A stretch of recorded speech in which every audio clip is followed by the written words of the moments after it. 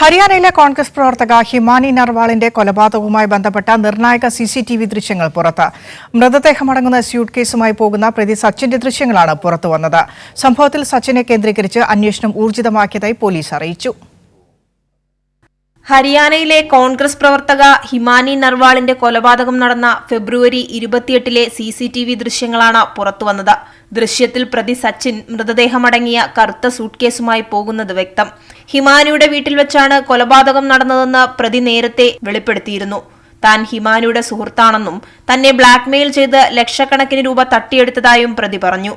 ഇരുവരും തമ്മിൽ നടന്ന തർക്കത്തിനിടെ മൊബൈൽ ചാർജറിന്റെ കേബിൾ ഉപയോഗിച്ച് ഹിമാനിയെ ശ്വാസം മുട്ടിച്ച് കൊലപ്പെടുത്തുകയായിരുന്നു.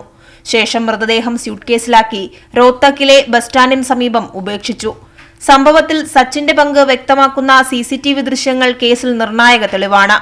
അതേസമയം കോൺഗ്രസിനെതിരായ പെൺകുട്ടിയുടെ അമ്മയുടെ ആരോപണങ്ങൾ കേന്ദ്രീകരിച്ചും അന്വേഷണം പുരോഗമിക്കുന്നുണ്ട്. കോൺഗ്രസിലെ സജീവ പ്രവർത്തകയായിരുന്ന മകളുടെ കൊലപാതകത്തിൽ പാർട്ടിക്കുള്ളിലുള്ളവർക്ക് പങ്കുണ്ടെന്ന് അമ്മ ആരോപിച്ചു. എന്നാൽ ആരോപണത്തിൽ പ്രതികരിക്കാൻ കോൺഗ്രസ് നേതാക്കൾ തയ്യാറായിട്ടില്ല.